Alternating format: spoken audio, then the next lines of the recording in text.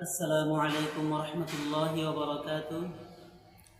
الحمد لله نحمده ونستعينه ونستغفره ونعوذ بالله من شرور أنفسنا ومن سيئات أعمالنا. من يهد الله فلا مضل له ومن يضلل فلا هادي له، ونشهد أن لا إله إلا الله وحده لا شريك له، ونشهد أن سيدنا ومولانا محمدًا عبده ورسوله.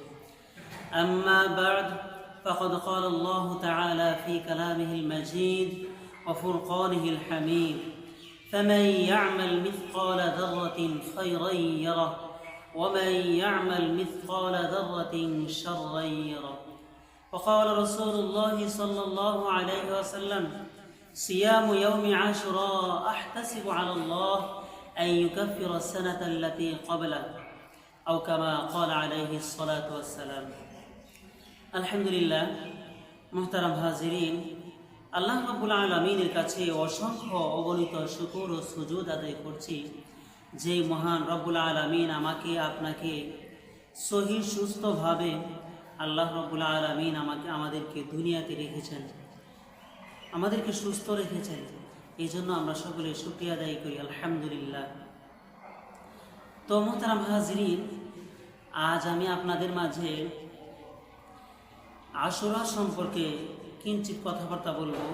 এই আশুরা কাকে বলে, আশুরার ফজিলত কি এবং আশুরার মধ্যে আমাদের কি কি আমল করতে হয়, সেই বিষয়গুলো সম্পর্কে ইনশাআল্লাহ আলোচনা করব। আশা করি আপনারা পূর্ণ মনোযোগ সহকারে দেখবেন এবং তার থেকে কিছু শিক্ষা করার চেষ্টা করবেন। সর্বপ্রথম আমরা জানবো আশুরা কাকে বলা হয়।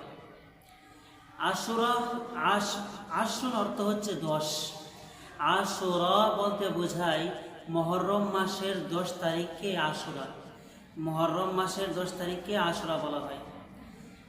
এখন আমরা এই আশুরার দিনে আমাদেরকে কি এই মুহররম মাসের 10 তারিখে আমাদেরকে কি কাজ করতে হয় সেই বিষয়ে আমরা জানব।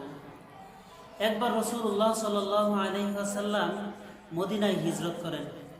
মদিনায় হিজরত করার পর ওই জায়গায় গিয়ে দেখেন মদিনার ইহুদিরা তারা এই মুহররম মাসের 10 তারিখে তারা রোজা রাখে।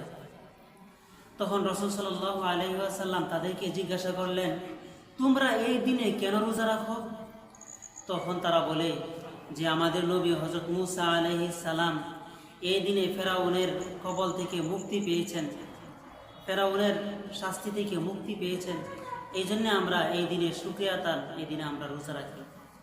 তখন রাসূল সাল্লাল্লাহু আলাইহি ওয়াসাল্লাম বললেন, আমি তোমাদের থেকে এই মুসা আলাইহিস সালামকে বেশি ভালোবাসি। এই জন্য রাসূল সাল্লাল্লাহু আলাইহি ওয়াসাল্লাম সাহাবায়ে কেরাম রাদিয়াল্লাহু তাআলা আনহুমকে আদেশ করলেন, তোমরা এই দিনে রোজা রাখবে এবং তার মধ্যে আরও একটি বেশি রোজা রাখবে। এই বিষয়ে আমরা কিছু হাদিস শুনব। যেমন রাসূল সাল্লাল্লাহু আলাইহি ওয়াসাল্লাম বলেন, قال رسول الله صلى الله عليه وسلم أفضل الصيام بعد رمضان شهر الله المحرم। রাসূল আরবি সাল্লাল্লাহু আলাইহি ওয়াসাল্লাম বলেন যে রমজানের রোজার পর সর্বোত্তম রোজা হচ্ছে 10 তারিখের রোজা। এটা আল্লাহ তাআলার কাছে অনেক পছন্দনীয়। অন্য এক হাদিসে রাসূল সাল্লাল্লাহু আলাইহি ওয়াসাল্লাম বলেন, সিয়ামু ইয়াউমি আশুরা আহতাসিবু আলাল্লাহি আন ইউকাফিরা আস-সানাতা আল্লাতী ক্বাবলা। রাসূল সাল্লাল্লাহু আলাইহি ওয়াসাল্লাম ইরশাদ করেন, আমি আশা রাখি এই মুহররমের 10 তারিখের রোজা আল্লাহ রাব্বুল আলামিন এর মাধ্যমে পূর্বের 1 বছরের গুনাহ আমাদেরকে মাফ করে দিবেন। অর্থাৎ 1 বছরের পূর্ণ 1 বছরের রোজার কাফারা হয়ে যাবে আমরা যদি এই মুহররমের 10 তারিখে আমরা যদি রোজা রাখি। এই মুহররমের 10 তারিখে যদি আমরা রোজা রাখি, তাহলে রাসূল বলেন যে আমি আশা করি যদি কোনো ব্যক্তি এই মুহররমের 10 তারিখে রোজা রাখে, তাহলে এই রোজার বিনিময়ে আল্লাহ রাব্বুল আলামিন তার পূর্বের 1 বছরের গুনাহ মাফ করে দিবেন। সুবহানাল্লাহ। তাহলে আমরা বুঝলাম এই রোজার কিন্তু অনেক ফজিলত রয়েছে। এখন আমরা জানবো আমরা কয়টা রোজা রাখবো। এই বিষয়ে রাসূল সাল্লাল্লাহু আলাইহি ওয়াসাল্লাম বলেন, قال رسول الله صلى الله عليه وسلم সোমু আশুরা, তোমরা আশুরার দিনে রোজা রাখো, তোমরা মুহররম মাসের 10 তারিখে রোজা রাখো। ওয়াখালিফুল ইয়াহুদ, তোমরা ইহুদিদের বিরোধিতাও করো, অর্থাৎ ইহুদিরা এই দিনে একটা রোজা রাখে।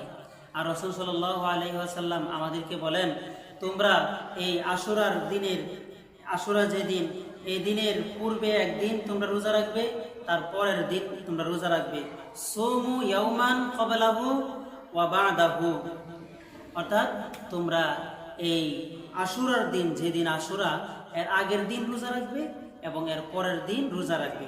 যদি আমরা এই দিনগুলোতে, এই 2 দিন আমরা রোজা রাখি, তাহলে আল্লাহ রাব্বুল আলামিন আমাদেরকে পূর্বের 1 বছরের গুনাহ মাফ করে দিবেন। এই বিষয়ে আরো হাদিস রয়েছে যে রাসূল সাল্লাল্লাহু আলাইহি ওয়াসাল্লাম বলেন,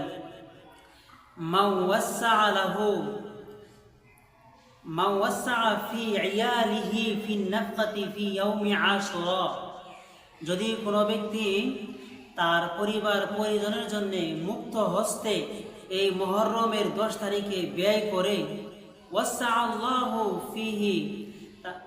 আল্লাহু আলাইহি সাইরা সানাতিহি, যে রাসূল সাল্লাল্লাহু আলাইহি ওয়াসাল্লাম বলেন, তাহলে আল্লাহ রাব্বুল আলামিন ওই ব্যক্তিকে পূর্ণ 1 বছরের সচ্ছলতা দান করবেন।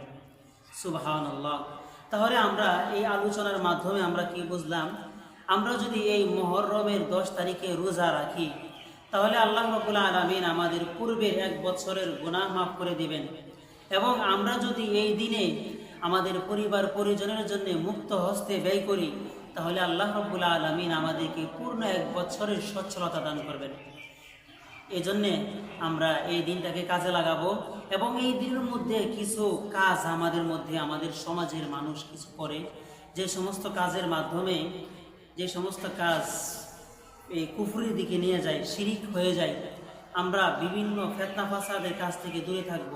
এবং আল্লাহ রাসূল সাল্লাল্লাহু আলাইহি ওয়াসাল্লাম আমাদেরকে যে কাজ করতে বলেছেন, আমরা ঠিক তদ্রুপ এইভাবেই কাজ করব। অর্থাৎ আমরা এই মুহররমের 10 তারিখের আগের দিন এবং পরের দিন, এই 2 দিন রোজা রাখব এবং এই মুহররমের 10 তারিখে আমাদের পরিবার পরিজনের জন্য আমাদের সাধ্যমতো আমরা ব্যয় করব। তাহলে আল্লাহ তাআলা আমাদেরকে পূর্ণ 1 বছরের সচ্ছলতা দান করবেন এবং পূর্বের 1 বছরের গুনাহ মাফ করে দিবেন। তাহলে আল্লাহ রাব্বুল আলামিন আমাদেরকে উক্ত কথাগুলো মেনে চলার তৌফিক দান করুন। আমিন।